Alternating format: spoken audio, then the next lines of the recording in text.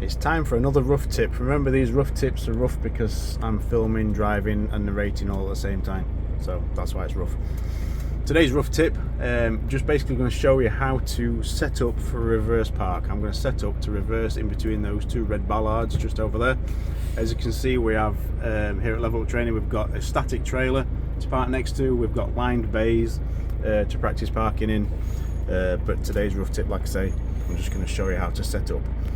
So as you drive along, don't get too close. This is my first top tip. Don't get too close to the trailer or any object to your right hand side, because as you steer away from these bays, the rear of the trailer is going to swing towards the units or trailers before it starts going away from them. Also have a look at the bays to see how much room you've got. Not all bays are the same width, so look at any vehicles that are inside the bay, see how much room you've got either side, so you know how much room you've got either side of your vehicle when you start parking it.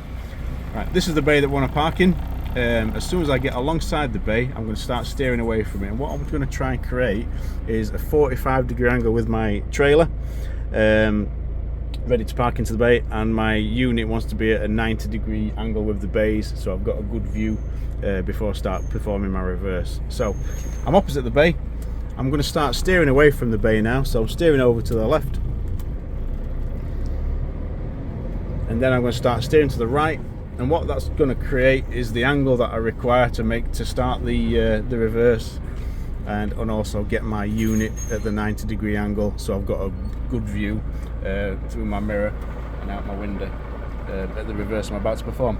So ideally what you want to do is get your rearmost part of the trailer slightly beyond the bay, because if it isn't, it's going to make your reverse quite difficult. So that's the kind of angle you want to create. Unit at a 90-degree angle, so you've got a good view of the bays, and the rearmost part of the trailer slightly beyond the bay that you're going to park into.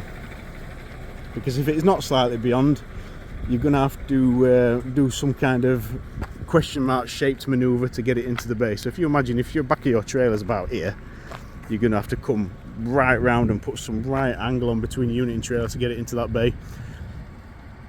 Slightly beyond, it's just a nice, easy, continuous curve in theory.